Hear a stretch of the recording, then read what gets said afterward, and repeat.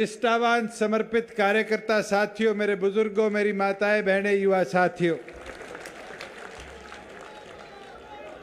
मैं तो इतना कह सकता हूं कि झज्जर की इस भीड़ ने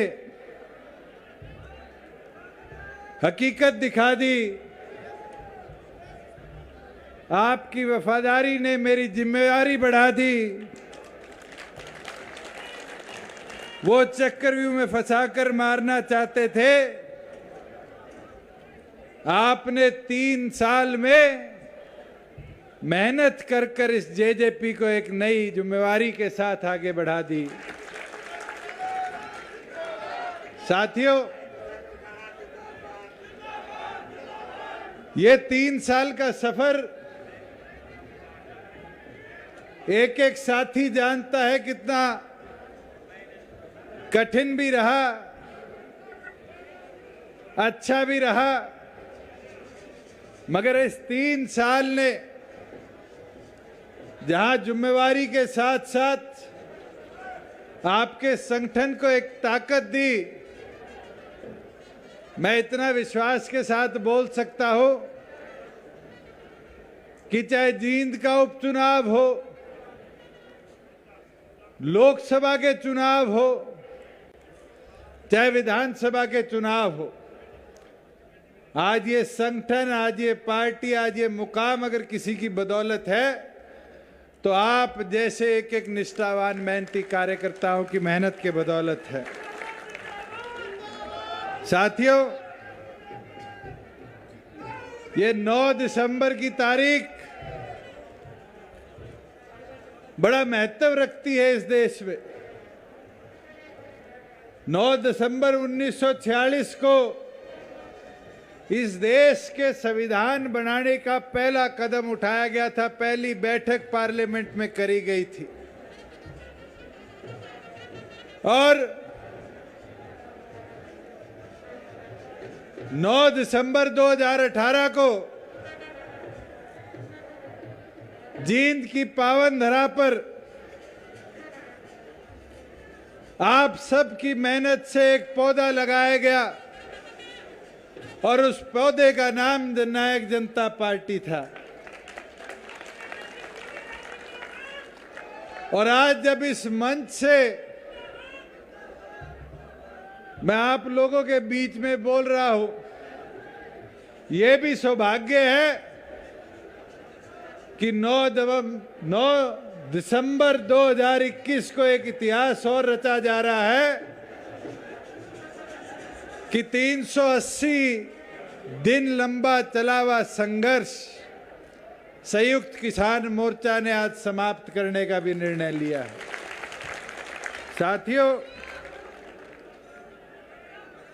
मैं तो एक चीज बोल सकता हूं, मोदी जी का धन्यवाद करूंगा कि केंद्र के बनाए हुए उन तीनों कानूनों को, संविधान को समझते हुए, देखते हुए और उसकी ताकत को देखते हुए देश के आम नागरिक के मन को छूने लेने वाला फैसला किया और उन तीनों कानूनों को वापस किया। 1 साल कोई हमारे लिए भी आसान नहीं था। मुझे वो दिन भी याद है जब पहली बार किसी साथी के भतीजे के ब्याह में जाना था और फोन आया कि भाई साहब, कई लोग व्यवस्था खराब करना चाहते हैं, आपसे निवेदन है कि पुलिस प्रबंध कर लेना। और ये निर्णय लेना पड़ा कि उस शादी में नहीं जाएंगे क्योंकि उसकी शादी भी खराब होगी और पुलिस की व्यवस्था से 4 चीजें और खराब होगी। साथियों, 1 साल में अनेकों बार ये प्रयास करे, हमारे विपक्ष के बैठे हुए लोगों ने भी प्रयास करे कि माहौल खराब हो, मगर मैं तो एक एक पार्टी के कार्यकर्ता को बधाई दूंगा कि जिस सहनशीलता के साथ आपने काम किया संगठन में, कि आपने एक और पर संगठन का विस्तार किया, वहीं दूसरी ओर किसानों की बात को समझते हुए अपने सब्र को भी पूरी तौर पर दिखाने का काम किया। कई साथी रुष्ट भी हुए कि आप फैसला करो, फैसला करो। साथियों, फैसला आपके हित का होना चाहिए था और आपके हित में हमने फैसला करने का काम किया। कोविड के दौरान जब किसान की फसल खरीदी जाए, फसल ना खरीदी जाए, इसमें निर्णय लेने की बात आई, तो गेहूं की 2000 मंडियां बनाकर एक एक दाना किसान का हमने उठाने का काम किया। किसान आंदोलन की मूवमेंट शुरू हुई, जीरी कैसे खरीदी जाएगी। पहले 200 मंडियां बनती थी, 400 मंडियां बनाकर उसकी भी खरीद पूरी तौर पर कराएगी। आज बहुत लोग कहते हैं कि एक साल में प्रदेश में बड़े बदलाव आए। मैं तो खुशी के साथ एक बदलाव कह सकता हूं। पहले किसान मंडी में जाता था, अनाज बेचता था, घर आता था, 15 दिन 20 दिन सीजन खत्म होने के बाद आड़ती के पास जाने का मौका मिलता था। फिर हिसाब किताब लिखा जाता था, फिर महीना खत्म हो जाता था, उसके बाद हिसाब किया जाता था। कई बार तो पूरी फसल की पेमेंट किसान को 5 महीने 4 महीने तक नहीं मिलती थी। मगर पिछले 365 दिनों में, पिछले एक साल में यह हमारा प्रयास भी रहा और हमने कर भी दिखाया कि अगर किसान आज अनाज लेकर मंडी में आता है, जैसे उसका उठान होगा, 72 घंटे के अंदर उसके पैसे उसके खाते में डालने का काम आपकी सरकार करे। और साथियों, अगर किस कारण वो 72 घंटे से समय ज्यादा हुआ, तो भी आपकी सरकार का प्रयास रहा कि 9% ब्याज के साथ उस किसान की जेब में कुछ फालतू डाला जाए। साथियों, मैं आपको एक चीज जरूर बोलना चाहूंगा। कांग्रेस में बैठे लोग बारी बारी एक प्रचार करते हैं कि जेजेपी को बीजेपी के विरुद्ध में वोट डले। मैं आपसे पूछना चाहता हूं, झज्जर के लोग ज्यादा है, हुड्डा साहब तो बारी बारी इलाका इलाका करते रहते हैं। मेरे को ये बता दो, संजय को, उपेंद्र को, नसीब को, बहादुरगढ़ वाले संजय को, इनको वोट के कांग्रेस के पक्ष में जाने के लिए दिए थे किसी ने?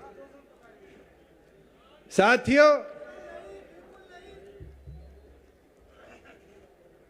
आप जैसे मेहनती कार्यकर्ताओं ने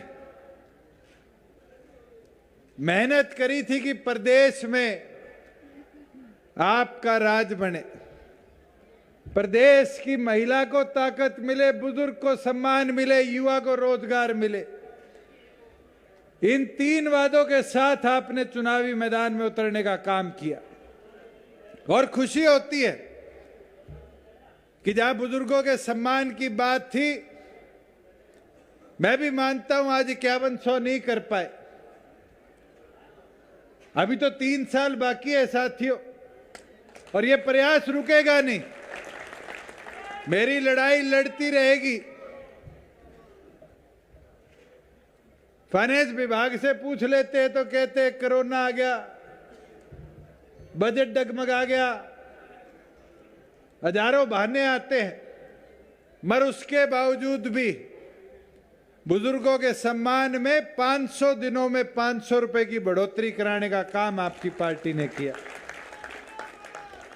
साथियों, जहां महिलाओं के सम्मान की बात है, मुझे याद है श्रीमती नैना चौटाला जी ने प्रदेश के प्रत्येक हलके में जाकर माताओं बहनों की समस्याओं को सुना, उनकी समस्याओं को लाकर पार्टी मंच से आगे हमारे तक पहुंचाने का काम किया। बराबर हिस्सेदारी की बात करेगी और आपको बताते हुए खुशी होती है कि जब बराबर हिस्सेदारी की बात करेगी तो प्रदेश में सरकार बनने के 6 महीने के अंदर अंदर विधानसभा में कानून पारित कर हर पंचायती राज, चाहे वो मेंबर की हो, सरपंच की हो, ब्लॉक समिति की हो, जिला परिषद की सीट हो, 50% हिस्सेदारी महिलाओं की रहे, उसका कानून हमने लाने का काम किया। साथियों, और तो और प्रदीप भाषण देता देता छात्रों की बात भूल गया। 1 सप्ताह 10 दिन पहले जो आपकी इंसो का और हमारी बहनों को किया हुआ श्रीमती नैना चौटाला जी का वादा था कि कॉलेज आने जाने के लिए बस में किराया नहीं लगेगा, आपकी सरकार ने नोटिफाई किया कि हर बेटी का 0 पास बनेगा। और मैं तो ये इंसो के साथी जो अभी बैंड बाजा बजाते हुए ब्याह की तरह आए, इनको कहना चाहूंगा, बैंड बाजा आज बजा लिया, अगला 1 महीना अब तुम्हारी जिम्मेवारी है। गांव गांव जाओ, घर घर जाओ, जो भी हमारी बहन आज कॉलेज जाती है उसका 0 पास बनाने का काम करो, उसको ये सुविधा के बारे में बताने का काम करो। और तो और साथियों, अगर कोई प्राइवेट ट्रांसपोर्ट वाला भी जो सरकार के परमिट रूट पर चलता है, अगर कोई सरकारी वाहन वाला भी अगर किसी युवा साथी को, हमारी बहन को बिठाने का काम नहीं करेगा, उसकी वीडियो बना, उसका परमिट कैंसिल कराने का काम मैं करूंगा। जब आपने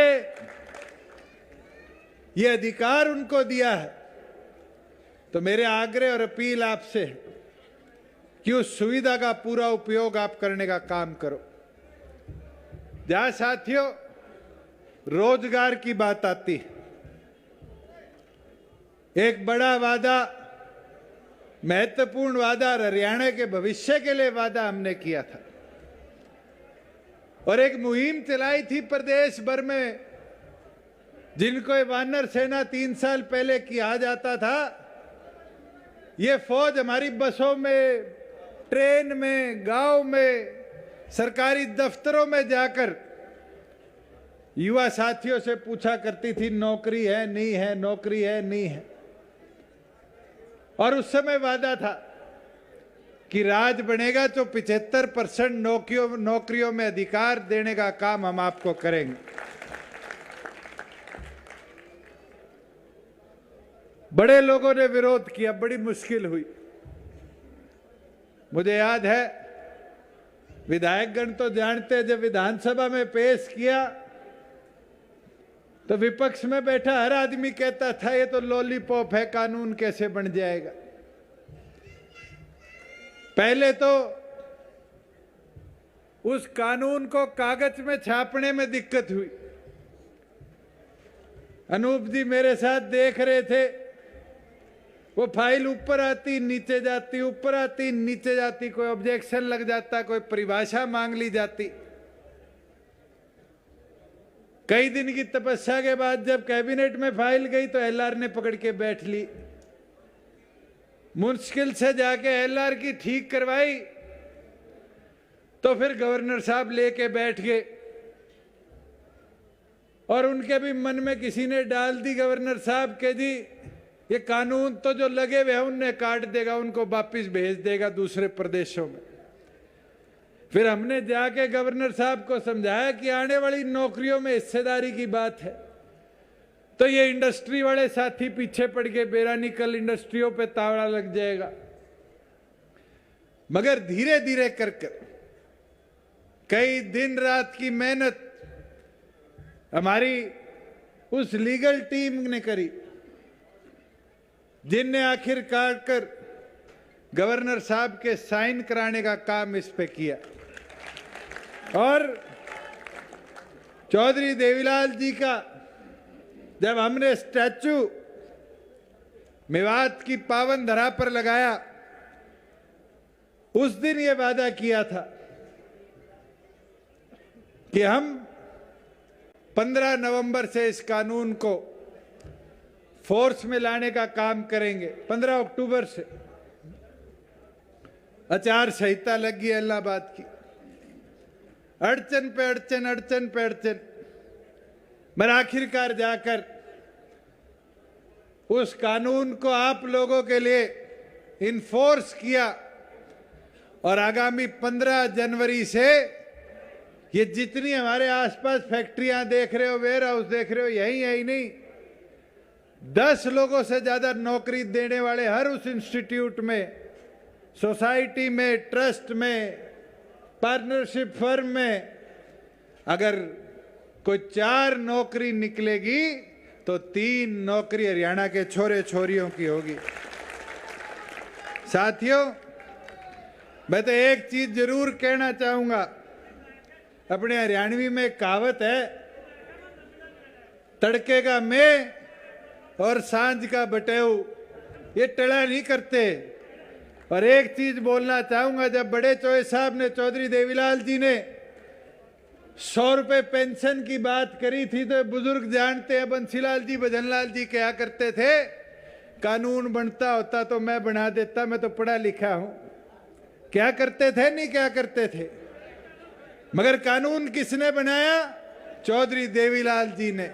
मुझे याद है जब 75% की बात हम करते थे तो लोग हमें कहा करते थे, बावड़ों का टोल है, छोरों का टोल है, और तो और वानर सेना तक कह दिया करते थे। मगर इस वानर सेना के जोश ने ही हरियाणा प्रदेश को 75% का अधिकार रोजगार में दिलवाने का काम किया। साथियों, और तो और इंडस्ट्री के साथ हमने बड़ी मशक्कत करी, और इंडस्ट्री के साथ मशक्कत के बाद कोविड के बावजूद आज देश भर में फैक्ट्रियां जाने की बात नहीं करती, फैक्ट्रियां हरियाणा प्रदेश की ओर आने की बात करती है। और खुशी होती है आपके साथ साझा करते हुए कि मारुति जो सोचती थी गुजरात जाने का, उसको हमने खरखोदा की पावन धरा में, ग्रामीण अंचल में 900 एकड़ जमीन में स्थापित करने के लिए मौका दिया। साथियों, दुनिया की सबसे बड़ी मोबाइल फोन कैमरे की बैटरी बनाने वाली कंपनी एटीएल कोई मेवात की तरफ जाने की बात नहीं करता था, रोज का मेयो की पावन धरा पर ले जाकर उनको भी वहां 200 एकड़ जमीन में स्थापित करने का मौका दिया। फ्लिपकार्ट जैसी कंपनी ने मानेसर के अंदर एशिया का सबसे बड़ा आज के दिन वेयर हाउस लगाने का निर्णय किया है। बिरला पेंट्स ने पेंट की फैक्ट्री नई हरियाणा में स्थापित हो, पानीपत में हमसे जमीन ली है। दुनिया में ई व्हीकल की ओर फोकस हो रहा है। देश के अंदर पहली इलेक्ट्रिक बस बनाने की कंपनी अगर स्थापित होगी तो आपकी पलवल की धरा पर करने का हम काम करेंगे। और तो और 30,000 करोड़ से ज्यादा की इनकी लागत हमारे प्रदेश में निवेश के तौर पर आएगी। मगर उसके साथ साथ अगर बात करें साथियों, तो 30,000 करोड़ में हरियाणा प्रदेश के 60 से 70,000 नए युवाओं के हाथ में रोजगार देने का भी काम वो लोग करेंगे। साथियों, मैं एक चीज जरूर कहना चाहूंगा, और मैंने पहले भी जब इस पार्टी को बनाते वक्त एक बात आप लोगों के बीच में रखी थी जींद की धरा से, कि ये पार्टी चलेगी चौधरी देवीलाल के विचारों से, डॉक्टर अजय सिंह चौटाला जी के वफादारों से, युवाओं के जोशीले नारों से।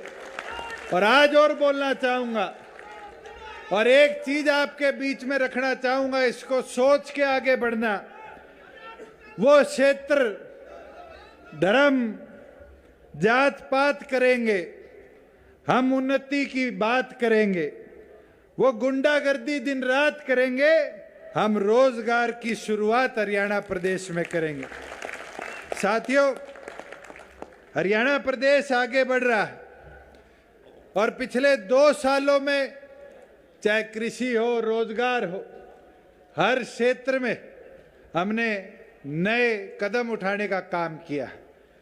मैं तो एक चीज आपको बता सकता, इस प्रदेश में सिविल एविएशन, नागरिक उड़ान की कोई बात नहीं करता था, जहाज की कोई बात नहीं करता था, मगर उसको बदलने का सोच और कार्य आपकी सरकार ने किया। और मनोहर लाल जी के साथ बीजेपी जेजेपी गठबंधन ने ऐसे ऐतिहासिक कदम इस प्रदेश में उठाए कि हरियाणा प्रदेश के अंदर हिंदुस्तान का सबसे बड़ा एयरपोर्ट हिसार की धरा पर स्थापित करने का हम काम करेंगे।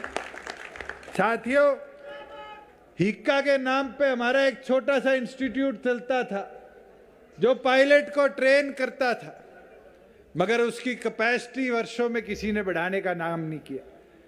आपकी सरकार बनने के बाद आज 276 हिक्का में, पिंजौर और करनाल में आज जहाज उड़ाना सीख रहे हैं। और तो और पिछले 6 महीने में महेंद्रगढ़ को तो पिछड़ा बोलते थे, भिवानी में तो कोई जाना नहीं चाहता था। भिवानी और महेंद्रगढ़ की एयर स्ट्रिप पर भी 100 बच्चों के 2 नए फ्लाइंग स्कूल कराने का काम हमने किया।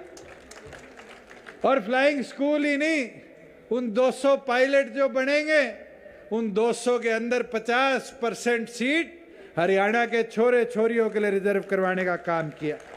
साथियों, 12वीं पास बच्चे को अब कॉकपिट में बैठने का मौका मिलेगा, जहाज उड़ाने का मौका मिलेगा। ये मौका उन छोरे छोरियों को मिलेगा जो गांव से आसमान छूने का दम रखते हैं। और ये मुमकिन जब ही हो पाएगा जब हम व्यवस्था बनाकर उन छोरे छोरियों को वो ताकत देने का काम करेंगे। और आज ये मैं बोलना चाहूंगा आपके बीच में, आज हमारे मेडिकल पे तो लोन मिल जाता है पढ़ाई के लिए कि MBBS डॉक्टर बनने जा रहा है, लोन दे दो। पायलट बनने के लिए लोन नहीं मिलता। ये वादा है जल्द प्रदेश में पॉलिसी लाकर हर छोरे छोरी को उसी प्रकार से जैसे मेडिकल में लोन मिलता है, बॉन्ड मिलता है, हरियाणा प्रदेश में पायलट बनाने के लिए भी हम वो व्यवस्था देने का काम करेंगे। साथियों, आज सड़कों के विकास की बात देखी जाती। मैं पिछले दिनों भिवानी से बारडा होते हुए दादरी गया, सड़कों का सुधार हुआ। प्रधानमंत्री ग्रामीण सड़क योजना के तहत हमने 2500 किलोमीटर सड़क लगभग 943 गांवों को जोड़ती हुई चौड़ी करने का काम किया, सुधारने का काम किया। आज प्रदेश में इंडस्ट्रियल कॉरिडोर की बात आ रही है। आप नांगल चौधरी से उठाकर इस्माइलाबाद को महेंद्रगढ़ से चंडीगढ़ जाता था, 7 घंटे लगते थे। थोड़े दिनों में इसका शुभारंभ होगा और आप 4.5 घंटे में नांगल चौधरी से चंडीगढ़ का सफर पूरा करने का काम करोगे। आज हरियाणा में सारे हाईवे नॉर्थ साउथ थे। ये हमने वादा किया था कि डवाली को पानीपत तक जोड़ने के लिए हरियाणा का पहला ईस्ट वेस्ट कॉरिडोर हम बनाने का काम करेंगे। और तो और कई बाईपास बड़े लंबे समय से पेंडिंग थे, चाहे वो पुनाना का हो, ईश्वर सिंह जी बैठे हैं, चीका का हो, सोनीपत का हो, नारनौंद का हो, कोसली का हो, हथीन का हो, टुहाना का हो, गुहाना का हो, उचाना का हो। और तो और पिछले दिनों में यमुनानगर गया, बिलासपुर की हालत भी देखते हुए बड़ा दुख हुआ। आने वाले समय में चाहे कुरुक्षेत्र शहर का हो, चाहे वो बिलासपुर का हो, इन कार्यों को भी प्रगति के साथ हम जल्द से जल्द पूरा कराने का काम करेंगे। और तो और अपने बिल्कुल यहाँ साथ से जाता हुआ KMP है, केंद्र सरकार के साथ हमने लगकर 5000 करोड़ की लागत से रेलवे ऑर्बिटल कॉरिडोर यहाँ बनाने का निर्णय लिया है, जिससे सोनीपत से लेकर जो कुंडली बॉर्डर है वहां से लेकर रेल लाइन को पलवल के बॉर्डर तक KMP के साथ जोड़ा जाएगा। और साथियों, उसको जोड़ा नहीं जाएगा, उसमें एक और जुड़ाव आएगा कि हिसार एयरपोर्ट से लेकर दिल्ली एयरपोर्ट का सफर 2 घंटे से कम में हाई स्पीड ट्रेन लगाकर पूरा करवाने का काम भी हम करेंगे। साथियों, जहां नांगल चौधरी में इंटीग्रेटेड लॉजिस्टिक हब बन रहा है, जो नॉर्थ इंडिया के अंदर, उत्तर भारत के अंदर सबसे बड़ी परियोजना के तहत ट्रांसपोर्ट हब और लॉजिस्टिक हब बनने का काम करेगा। मैं तो एक चीज और बोलना चाहूंगा, आज तक किसी प्रदेश ने गांव पे फोकस नहीं किया। शहरों के लिए तो स्कीम आ जाती है, अमृत आ गई, इससे पहले JNRM आ गई थी, मगर ये वादा करता हूं अगले 1 साल के अंदर हमारे पंचायती राज इंस्टीट्यूशन को ताकत मिले, उसके लिए हरियाणा प्रदेश में पहला ऐसा आधुनिक केंद्र हम बनाने का काम करेंगे जो केवल मात्र ग्रामीण इंजीनियरिंग पे काम कर ग्रामीण विकास को बढ़ाने का काम करेगा। मैं तो अंत में आपको इतना ही कहना चाहूंगा कि सफर हमारा अभी खत्म नहीं हुआ। 3 साल हरियाणा प्रदेश के आम नागरिक को और ताकत मिले, आम नागरिक और बेहतर तरीके से आगे बढ़ने का काम करे, उसके लिए हमारा प्रयास रहेगा कि पार्टी के तौर पर मेहनत कर करे। मगर उसको मुमकिन करने के लिए साथियों, गांव में, शहर के वार्डों में मेहनत करने का किसी को काम करना पड़ेगा, तो आप जैसे पार्टी के समर्पित कार्यकर्ता को पड़ेगा। और आप इसी तरह काम करते रहोगे तो वो दिन दूर नहीं होगा कि प्रदेश के अंदर आपका संगठन जैसे आज मजबूत हुआ है, इस प्रदेश ही नहीं फिर और प्रदेशों में विस्तारित कर एक विशाल परिवार, विशाल संगठन बनने का काम करेगा।